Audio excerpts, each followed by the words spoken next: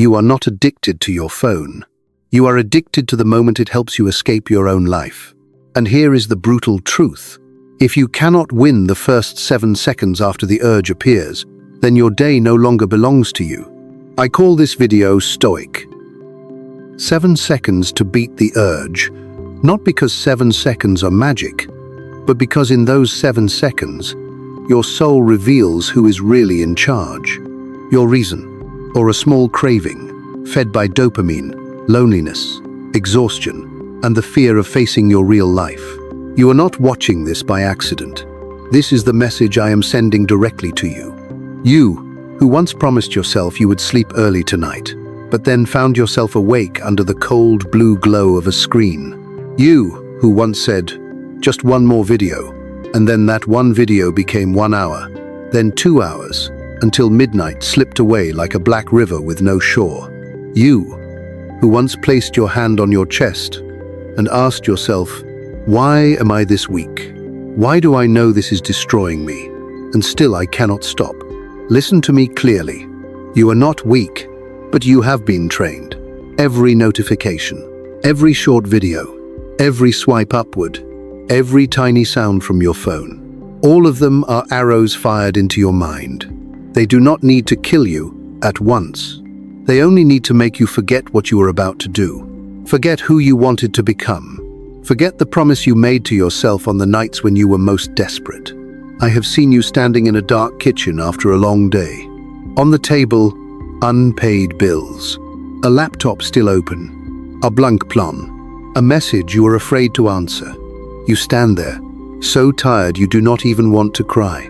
You know you need to do something. You need to write. You need to study. You need to apply. You need to count your money. You need to save your future. But your hand reaches for the phone by itself. Not because the phone matters, but because real life feels too heavy.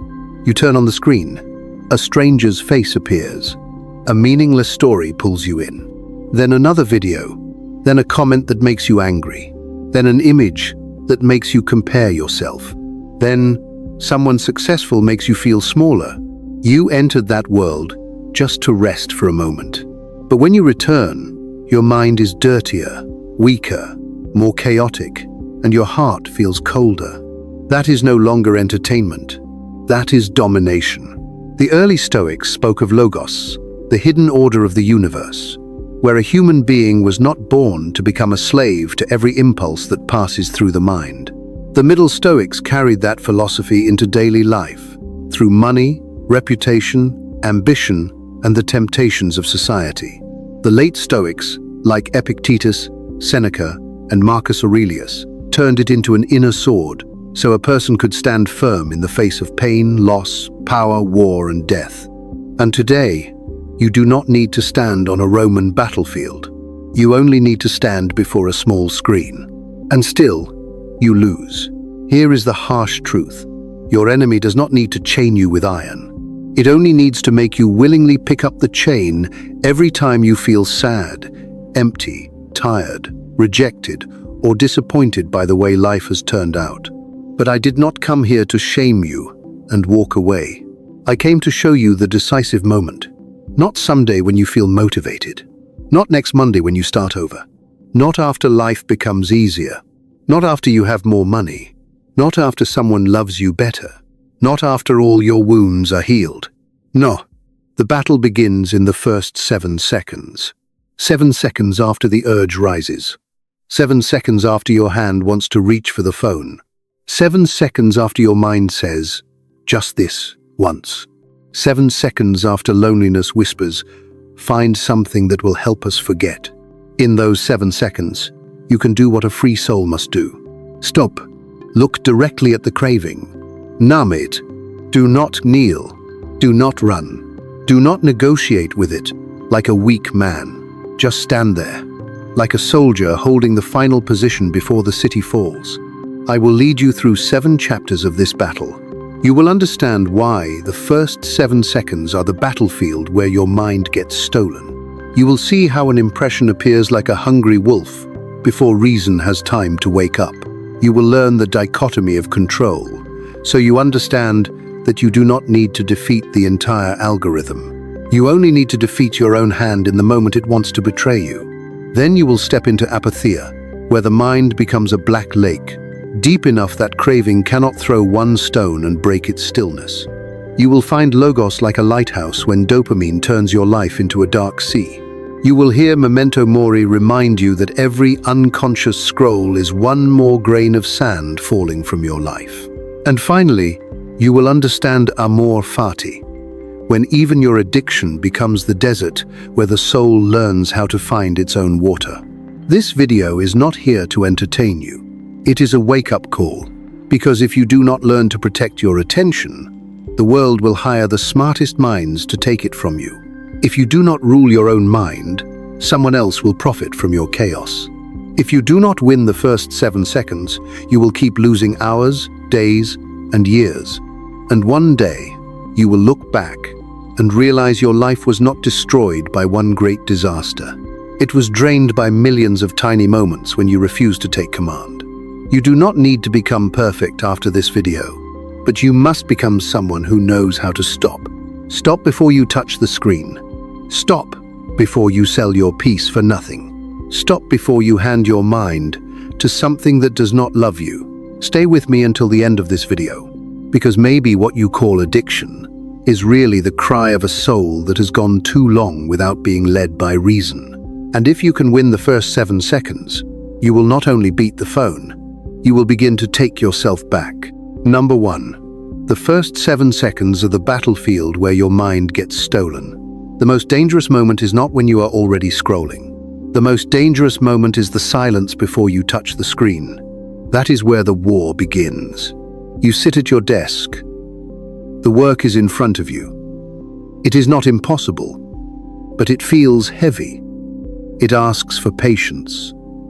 It asks for courage. It asks for your full mind. Then discomfort rises. A little boredom, a little fear, a little loneliness. A quiet voice says, maybe check the phone first. And before you understand what happened, your hand has already moved. That is how your mind gets stolen. Not through violence, not through a dramatic collapse, but through one small motion you barely respect. You think the battle begins after the app opens. No. By then, the enemy is already inside the walls. The real battle is the first 7 seconds after the urge appears. That is the moment when craving knocks, and reason must decide whether to answer like a ruler or like a servant. If you do not see that moment, you cannot rule that moment. And what you cannot rule will eventually rule you. The Stoics understood this. They knew the first impression in the mind is not always yours to choose, but what you do with that impression is yours. The urge says, I am urgent. It says, obey me now. It says, you need relief. It says, just 1 minute. But if you are awake, you can look at it and say, you are only an impression. You are not my master. Imagine a man walking through a crowded city after a hard day. Screens glow in every window. Cars rush past him. His phone vibrates in his pocket. His boss criticized him. His money feels tight. Someone he loves has been cold. Then the urge comes. Check. Escape. Forget. For 7 seconds, he stands still. He feels the pull. He feels the heat in his chest. He feels his hand wanting to move. But this time, he does not obey. He lets the urge stand in front of him like a visitor at the gate. He does not invite it in. He does not fight it like a fool. He simply watches. And something strange happens. The command becomes a whisper. The giant becomes smoke. That is what happens when you stop mistaking a feeling for a law. You are not responsible for every impulse that appears inside you, but you are responsible for whether you kneel to it. And this is why 7 seconds matter, because your attention has been trained. Every swipe trains you. Every notification trains you. Every time you run from boredom, you train yourself to fear stillness. Every time you grab the phone when life feels heavy, you teach your nervous system that escape is the answer. After enough repetition, the body no longer asks for permission. It moves. That is why the first 7 seconds feel so difficult. You are not fighting one urge. You are fighting thousands of old rehearsals. Think of a young man lying in bed before sunrise. The room is dark, the world is quiet. He has dreams. He wants money, respect, peace, strength, and a mind he can trust. But every morning begins the same way. The alarm rings, his hand reaches, the phone opens, and before his feet touch the floor, the world has entered his mind. Message, faces, opinion, desire, comparison, fear. By the time he stands up, he is already tired. He has not lived 1 minute of his own day, yet he is already carrying the weight of strangers. This is not weakness. This is training. Bad training. And the brutal truth is this: if the first thing you touch every morning is the device that profits from your distraction, do not be surprised when your soul feels rented out by noon. But listen carefully. The phone is not the true enemy. A tool is not evil because a weak hand uses it poorly. A blade can prepare food, or it can wound the innocent. A fire can warm a home, or burn it down. The true enemy is unconscious obedience, reaching without noticing, opening without choosing, scrolling without remembering why. The Stoic path is not about hating the modern world. It is about walking through the modern world without handing your inner command to it. You can use technology, but you must not be used by it. You can answer messages, but you must not become a slave to every vibration. You can watch, learn, laugh, create, and connect. But if you cannot stop, then it is no longer a tool. It is a leash. So in the first 7 seconds, do not try to become a perfect person. Just interrupt the ritual. The old ritual is simple. Discomfort appears. The hand moves. The screen opens. The mind disappears. The new ritual is also simple. The urge appears. You stop. You breathe once. You say, "This is an urge, not an order." You wait. You place the phone farther away. You return to the next right action. That is it. The undisciplined mind hates simple things, because simple things remove excuses. It wants a perfect app, a perfect system, a perfect morning, a perfect mood. But the soul is often recovered through one plain act, done at the exact moment of weakness. Maybe you are writing something important, a business plan, an application, a message you have avoided. The first page of the life you said you wanted. The work becomes hard. Your mind becomes restless. The urge appears. You want the phone, but this time, you stop. One breath. This is an urge, not an order. Another breath. You look back at the work. It still feels hard, but now it is yours again. You write one sentence, then another. Not perfect, not beautiful, but real. That is how a person changes. Not by winning the whole war in one day, but by refusing to abandon the post in one decisive moment. Most people think the goal is better focus. That is too small. The deeper goal is self-command. A person who cannot command himself will always be commanded by something else. By appetite, by fear, by loneliness, by boredom, by the crowd, by the algorithm. The first 7 seconds are a border, a sacred line between impulse and identity. You are not what you feel first. You are what you choose next. So when the craving comes again, do not curse it. Recognize it. There you are, the old teacher, the old chain, the old false comfort. Then breathe once, stand still, and let your reason speak. This is an urge, not an order, because the moment you can say that and remain still, the thief at the gate loses power, and you begin to own the day before the day owns you. Number 2, impression appears like a hungry wolf before reason has time to wake up. Now that you have seen the battlefield of the first 7 seconds, you must understand what enters that battlefield first. It is not reason. It is not wisdom. It is not the calm voice of your highest self. It is impression. The Stoics called it the first appearance in the mind, the instant judgment, the sudden image, the emotional strike before your deeper reason has even opened its eyes. A sound comes from your phone. Before you think, your body reacts. A message appears. Before you decide, your chest tightens. A video title flashes in front of you. Before you choose, curiosity has already placed its hand on your shoulder. That is impression. It arrives fast. It arrives hungry. It arrives like a wolf at the edge of a dark forest, smelling weakness before the traveler even knows he is being followed. And the danger is not that the wolf appears.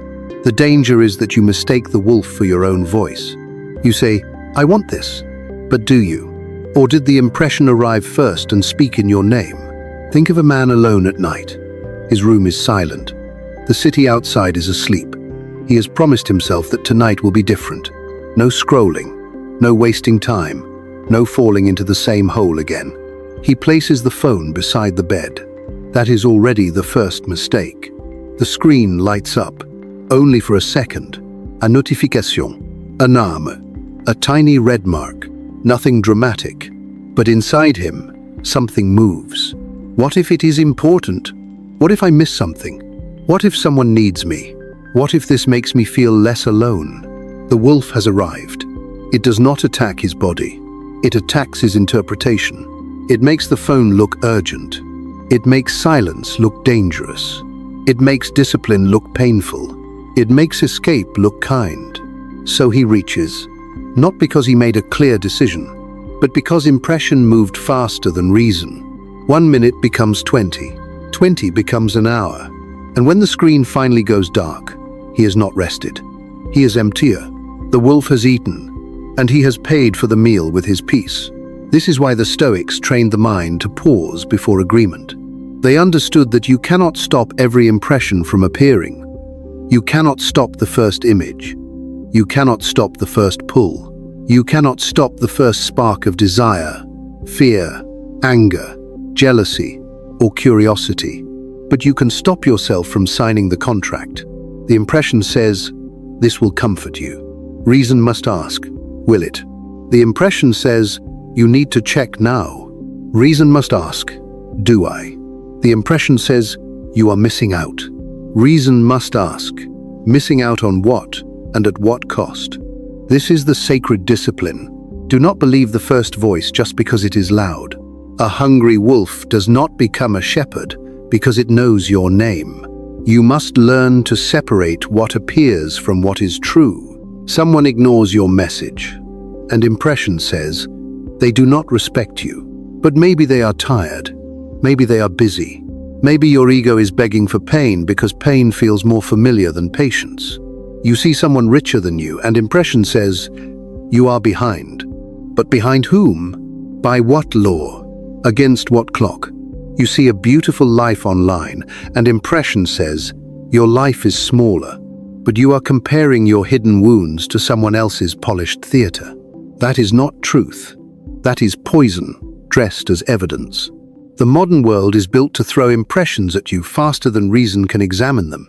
Flash, click, react, want, fear, compare, buy, scroll, repeat. And if you never pause, you will live as a puppet of first appearances. You will call it personality. You will call it mood. You will call it instinct. But much of it will only be unexamined impression wearing your face. The Stoic does not become strong by having no impressions. That is impossible. The Stoic becomes strong by refusing to obey impressions without judgment. He sees the wolf. He does not pretend it is not there. He does not panic. He does not run into the forest. He stands still and says, I see you. You are hunger. You are fear. You are loneliness. You are not law. You are not command. You are not me. This is where your freedom begins. Not in the absence of desire, but in the moment you stop calling every desire your identity. So the next time the urge comes, do not immediately fight the phone. First, examine the impression. What is it promising me? What pain is it asking me to escape? What will this cost me after the pleasure is gone? Ask those questions, and reason begins to wake up. The wolf loses speed when the traveler lights a torch, and your torch is awareness. Remember this. The first thought is not always truth. The first feeling is not always wisdom. The first urge is not always yours.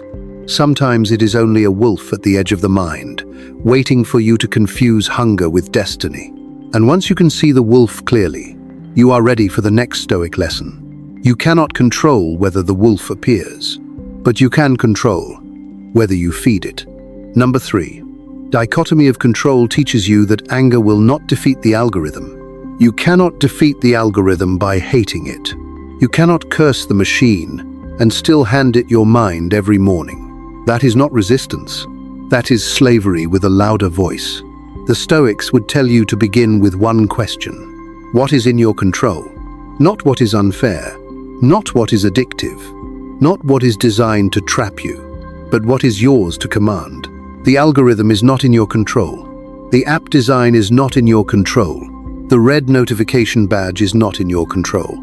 The endless scroll is not in your control. The people posting perfect lives, angry opinions, beautiful bodies, rich vacations, and fake wisdom are not in your control. But your hand is, your breath is, your decision to pause is, your choice to place the phone across the room is, your ability to close the app before it closes your day is. This is the dichotomy of control. And it is not soft advice. It is a blade. It cuts reality into two parts. What belongs to you, and what never did. Most people waste their strength fighting the wrong war. They get angry at social media. They blame the algorithm. They say the world is too distracting. They complain that everything is designed to steal attention. And much of that is true. But truth without action becomes another form of weakness. A man can stand in the rain and curse the sky for hours. But the wise man builds a roof. Picture a young creator sitting at his desk. He wants to build a better life. He wants discipline. He wants money. He wants peace. He wants to become someone his younger self would respect. But every time he opens his laptop, he opens a tab he did not need. Then another. Then a short video. Then a comment section. Then a fight between strangers. Then a success story that makes him feel behind. An hour disappears. Then 2. Finally, he slams the desk and says, "This system is poison." And he is right. But he is still holding the cup. That is the humiliation of the modern man. He knows what poisons him, yet he keeps drinking. Not because he is stupid, but because he has confused awareness with mastery. Knowing the trap exists does not free you from the trap. Only disciplined action does. The Stoic does not ask, "Why is the world tempting me?" The Stoic asks, "Why did I leave my gate unguarded?" If you know the phone steals your morning, why is it beside your bed? If you know one app destroys your focus, why is it one touch away? If you know certain content fills you with envy, lust, rage, or despair, why do you keep feeding your eyes to it? Do not answer too quickly. The ego loves to blame the outside world, because blame feels powerful without requiring change. But Stoicism does not let you hide there. It brings you back to the only place where freedom can begin. Your own choice. This does not mean the world is innocent. The world is loud. The world is engineered. The world profits from your weakness. But listen carefully. A storm may not be your fault, but tying down the sail is still your responsibility. You cannot command the ocean, but you can command the rope in your hand. That is where dignity lives. Not in controlling everything, but in refusing to abandon the small territory that is truly yours.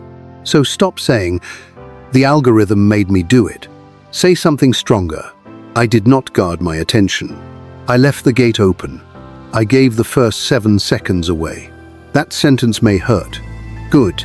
Pain that returns power to your hands is not cruelty. It is medicine. Because the moment you admit your part, you recover your strength. Now you can act. Put the phone in another room before work. Delete the app that keeps defeating you. Turn off notifications that train you like an animal. Use a blocker if your will is not strong enough yet. Set one clear task before the screen opens. Build distance between impulse and action. Do not make the battlefield more heroic than it is. Sometimes freedom looks like removing an app. Sometimes wisdom looks like charging your phone outside the bedroom. Sometimes self-respect looks like saying, I do not trust myself with this tonight, so I will design the room to protect the person I am becoming. That is not weakness. That is strategy. The foolish man demands perfect willpower in a poisoned environment. The Stoic designs the environment, so virtue has a fighting chance. Remember this. You do not need to defeat the whole machine today.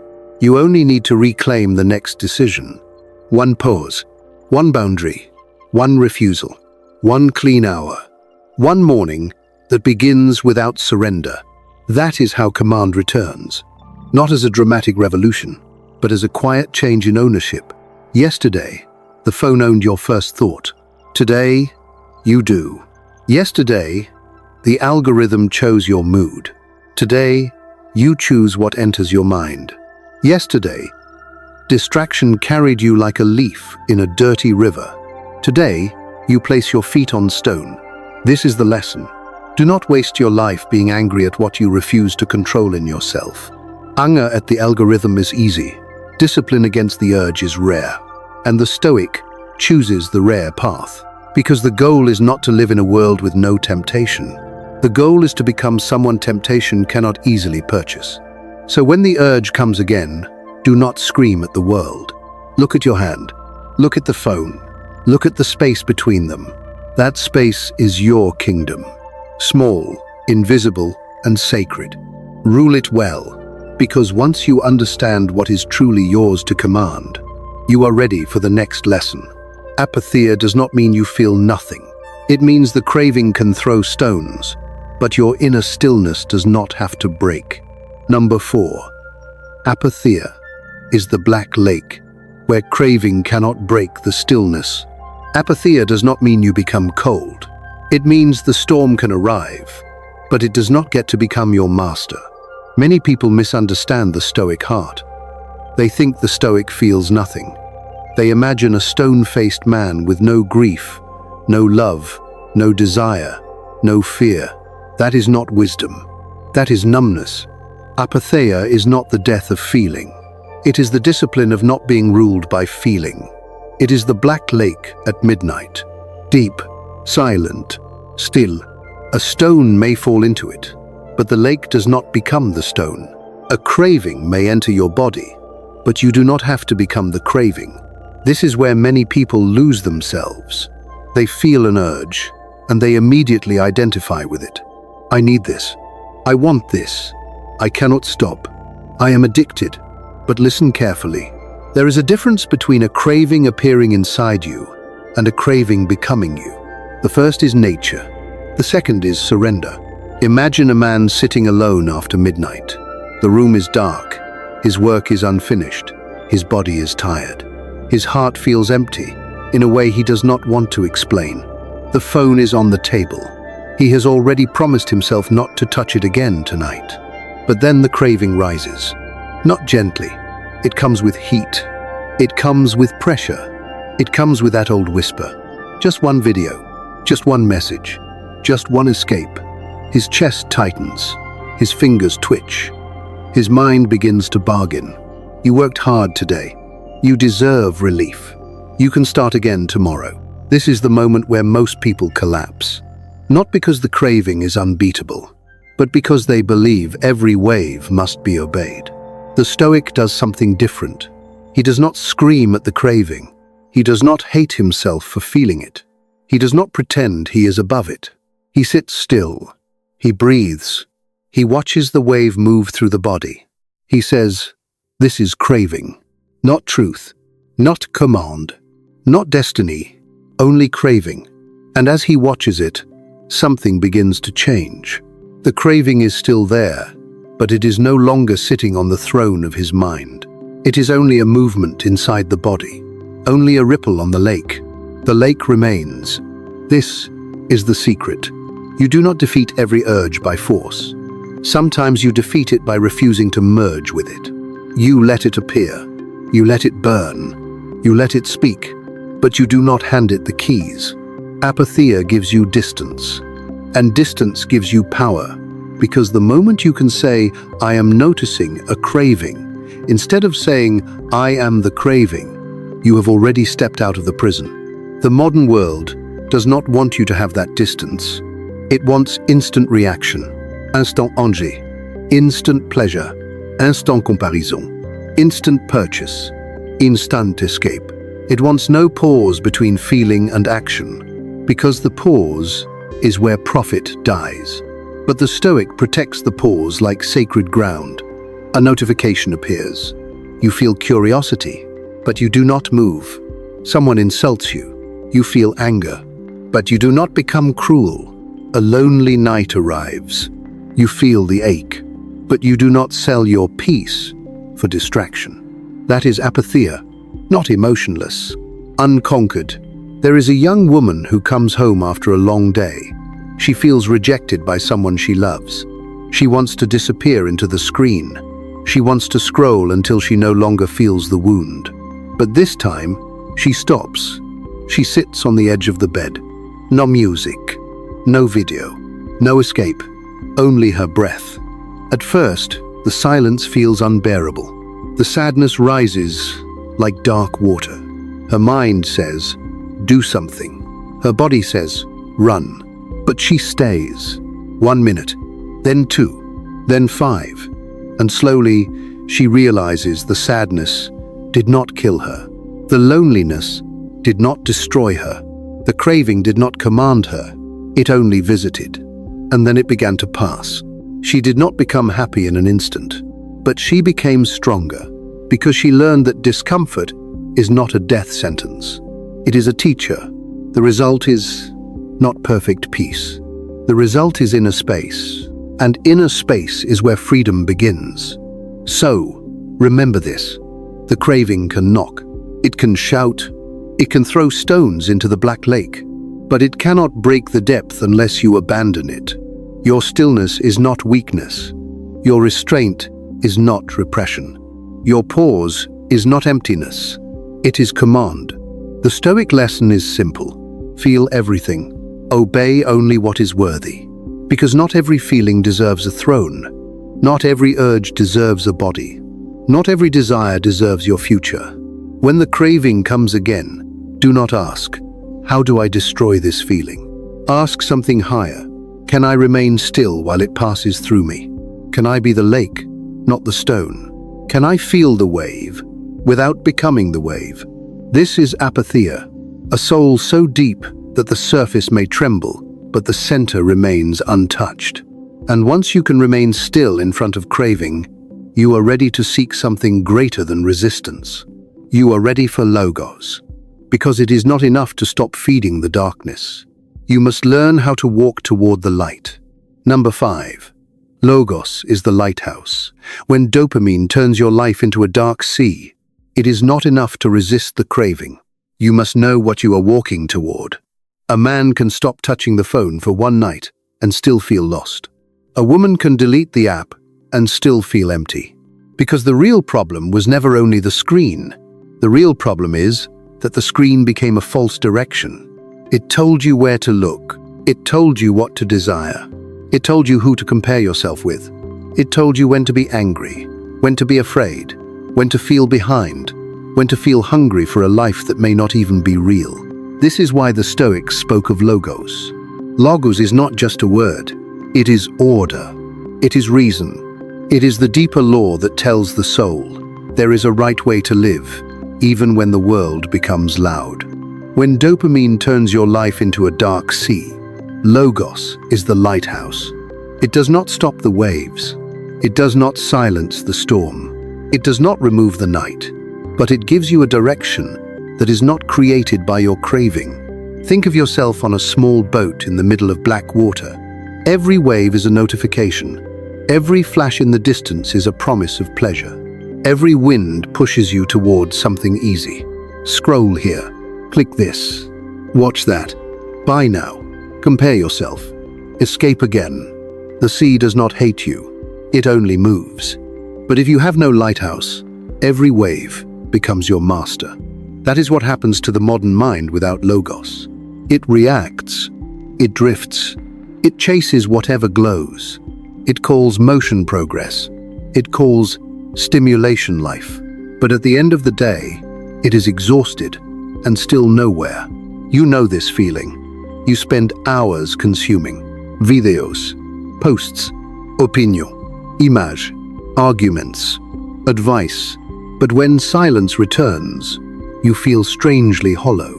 Not because you learned nothing, but because none of it was organized around a higher purpose. Information without direction becomes noise.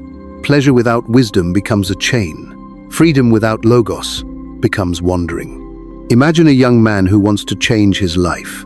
He says he wants discipline. He says he wants money. He says he wants a stronger body, a calmer mind, and a future he can respect. But every night when he feels tired, he lets the glowing sea take him. One video about success, then one about failure, then one about drama, then one about someone richer than him, then one about a life he does not have. By midnight, he has seen 1,000 directions and chosen none. His mind is full. His soul is empty. The next morning, he wakes up with the same question. Why am I still not moving? Because he has been feeding attention to everything except his own path. Logos begins when you ask a different question. Not, what do I feel like doing? Not, what is the easiest relief? Not, what is the world showing me right now? But, what kind of person am I being called to become? That question is a lighthouse. When the urge appears, Logos says, remember your direction. When the app calls you, Logos says, remember your work. When comparison poisons you, Logos says, another man's path is not your law. When loneliness asks for escape, Logos says, sit with the wound, but do not worship it. This is not motivational language. This is command. The Stoic does not need the world to become quiet before he becomes clear. He brings order into disorder. He brings reason into impulse. He brings purpose into the first 7 seconds. So when dopamine says, just one more, Logos asks, will this make you more free or more enslaved? When the screen says, you deserve this, Logos asks, do you deserve comfort or do you deserve your own respect? When the craving says, you can start tomorrow, Logos answers, tomorrow is built by what you obey tonight. That is how the lighthouse works. It does not pull the boat by force. It shows the direction. You must still turn the wheel. You must still hold the line. You must still choose the harder water. But now you are not drifting. You are sailing, and that changes everything. Because a person with direction can endure discomfort. A person with direction can survive boredom. A person with direction can say no to cheap pleasure because he has said yes to something higher. This is why you need a clear law for your attention. Before the craving comes, decide what your attention belongs to. Does it belong to your work, your health, your family, your craft, your faith, your future, your peace, your virtue? If you do not decide, the world will decide for you. And the world will not choose your soul. It will choose your clicks. So write this into your mind.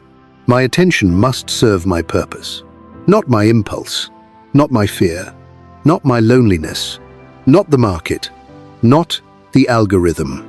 My purpose, that is Logos in the modern age, not a theory in an old book, a living order inside a chaotic day. The next time the urge rises, do not only resist it, turn toward the lighthouse. Ask yourself, what would the person I am becoming do in the next 7 seconds? Then do that. Not perfectly, not dramatically, just honestly. Put the phone down, open the work, take the walk, write the sentence, drink the water, say the prayer, face the silence, return to the path. Because the dark sea will always call. Dopamine will always flash. The waves will always move. But you were not born to drift from pleasure to pleasure until your life disappears. You were born to live by reason, to walk with order, to choose what is worthy, to become someone your future self can trust. That is the lesson of Logos. When the world turns your mind into a dark sea, do not curse the waves. Find the lighthouse, face it, and steer, because once you know your direction, every temptation must compete with your destiny. And now, we must face the truth that makes every wasted moment heavier. Memento Mori. Every unconscious scroll is not only a habit, it is a grain of your life falling into the sand. Number 6. Memento Mori reminds you that every unconscious scroll is one more grain of life falling into the sand. One day you will run out of tomorrows.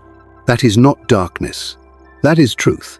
And truth is only cruel to the person who refuses to wake up. Memento Mori does not exist to make you afraid of death. It exists to make you honest about life.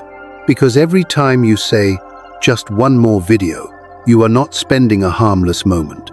You are spending life. Every unconscious scroll is a grain of sand falling through the hourglass. Small, quiet, almost invisible. But once it falls, it does not climb back. You know this already. You pick up the phone for 1 minute, then 10 minutes disappear, then 30, then an hour. And when you finally look up, nothing dramatic has happened. No thunder, no warning, no voice from heaven.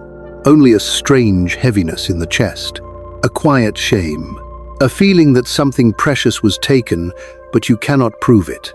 That precious thing was time. And time is not just a resource. Time is the material your life is made of. The Stoics understood this with terrifying clarity. They did not ask, how can I live longer? They asked, how can I stop wasting the life I already have? Imagine a man sitting on the edge of his bed at night. The room is dark, the screen is bright, his body is tired, but his thumb keeps moving. He is not laughing, he is not learning, he is not resting. He is only scrolling because stopping would force him to feel the emptiness underneath. Outside, the city sleeps. Inside, his life is leaking. One video, one post, one comment, one more little escape.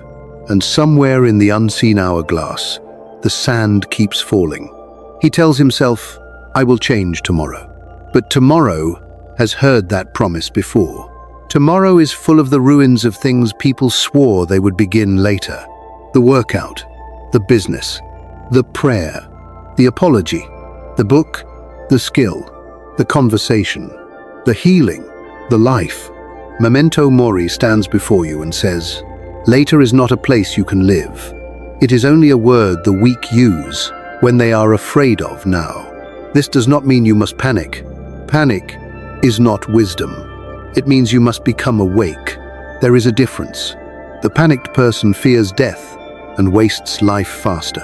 The awakened person remembers death and chooses more carefully. So when the urge comes, ask yourself, what am I trading for this? Not in theory. In life, what piece of my attention am I giving away?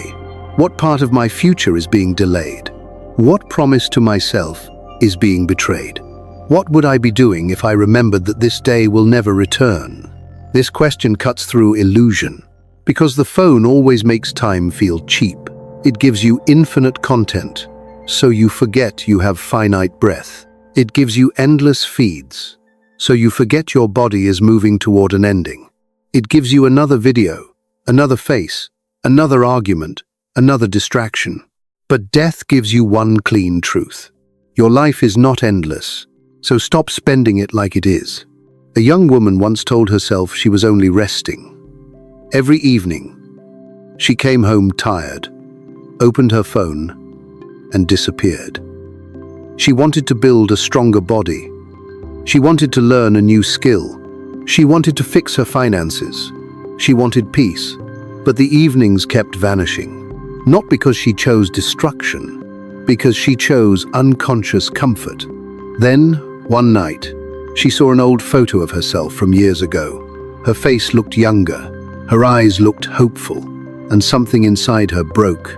Not because she was old, but because she realized time had passed without asking her permission. She whispered, I thought I had more time. That sentence is a graveyard if you say it too late, but it is a doorway if you say it while you can still change. The lesson is not that you should never rest. Rest is holy when it restores you, but escape is different. Rest gives you back to yourself. Escape takes you farther away. A Stoic does not reject pleasure because pleasure is evil. A Stoic rejects unconscious pleasure because it makes him forget he is mortal. So the next time your hand reaches for the phone, picture the hourglass, not as a symbol of fear, but as a teacher.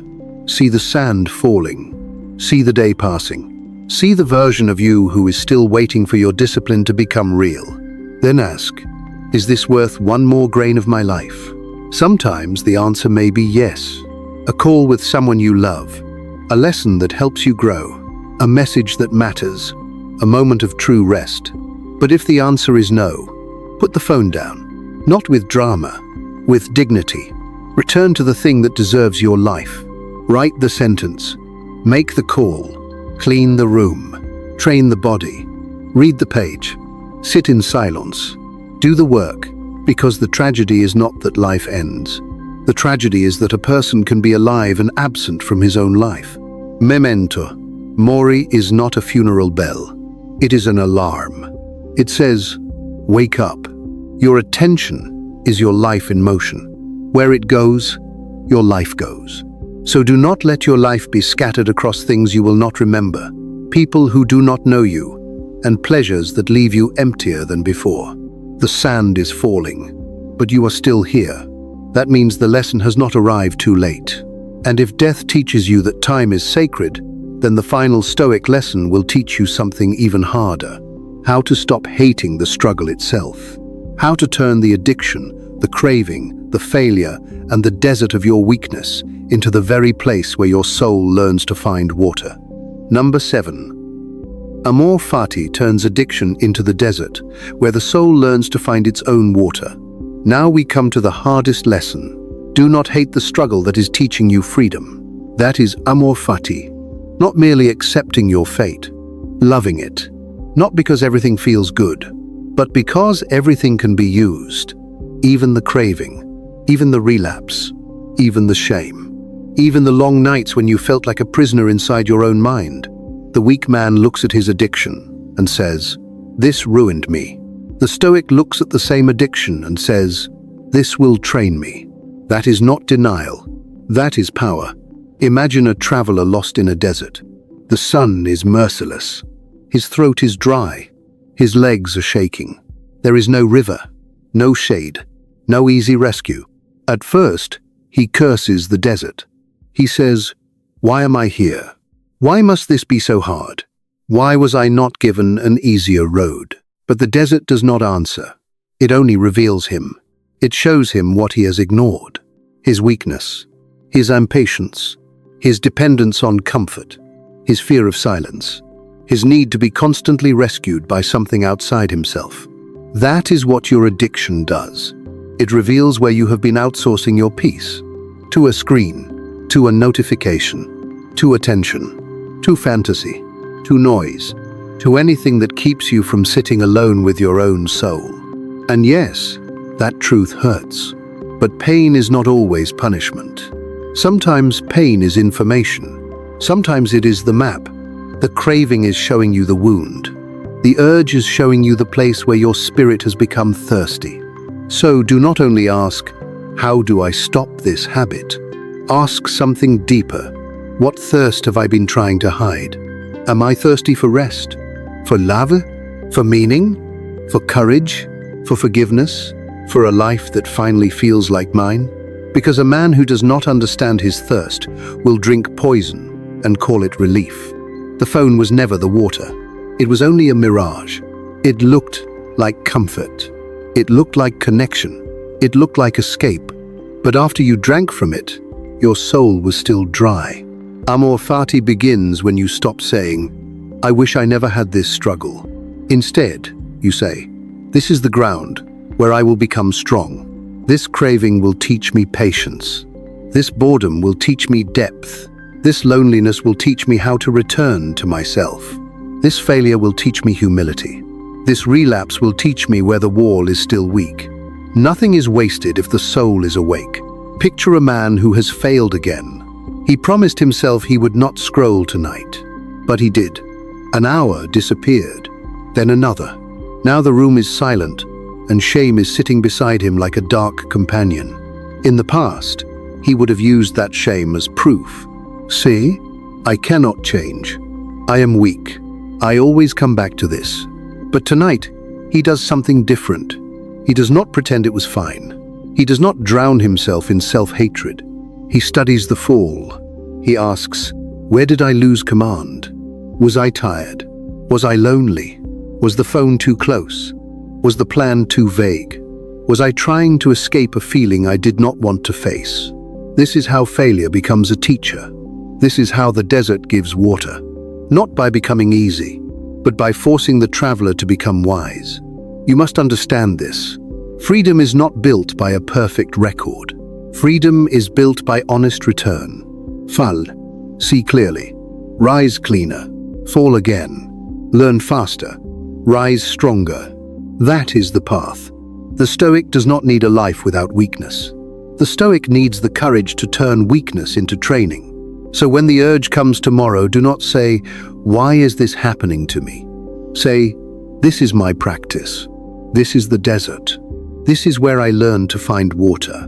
Then pause, breathe, name the craving, choose the next right action. Not the whole life, not the whole future, just the next right action. Put the phone away. Stand up, drink water, walk outside, open the work, pray if you pray. Sit in silence, if silence is the medicine. Return to what is real. And when you do, the addiction that once humiliated you becomes the very place where dignity is rebuilt. This is amor fati. To stop begging for a struggle-free life. To stop waiting for temptation to disappear. To stop needing the road to be easy before you walk it. And to say, even this can serve my becoming. Now look back at the journey. The first 7 seconds showed you where the battle begins. Impression showed you the hungry wolf before reason wakes up. Dichotomy of control showed you what is truly yours to command. Apatheia taught you to be the lake, not the stone.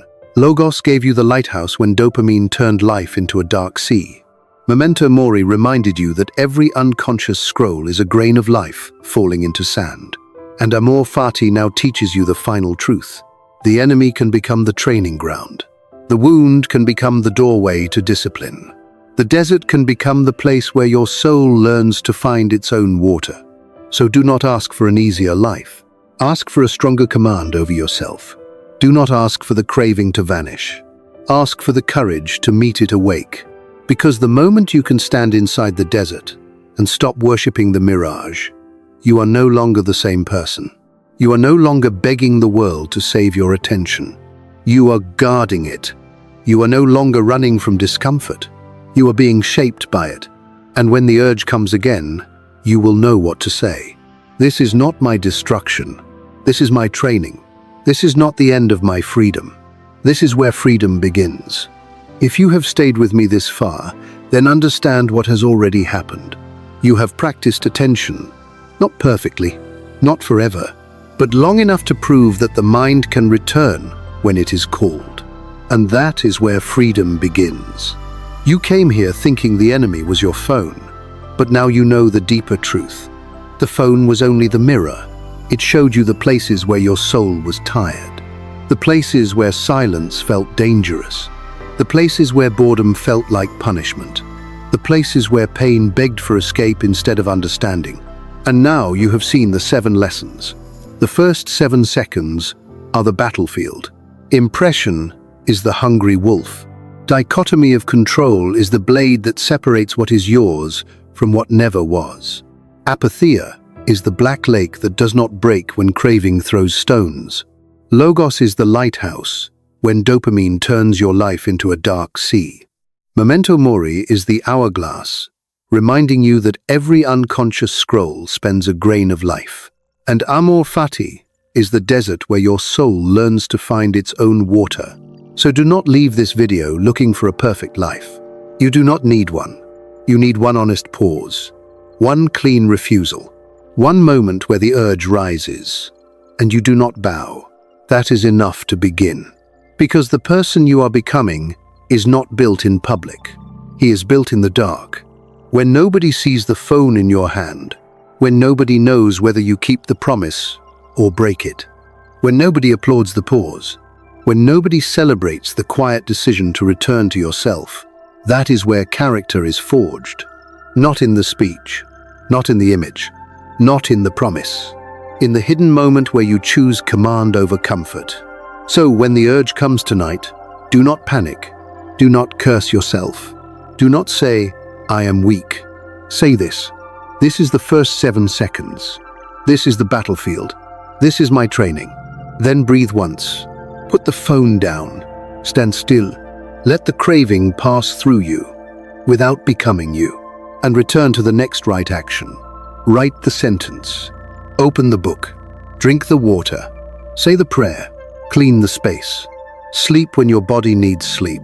Speak to the person you have been avoiding. Face the life you have been trying to escape. Not all of it, just the next piece.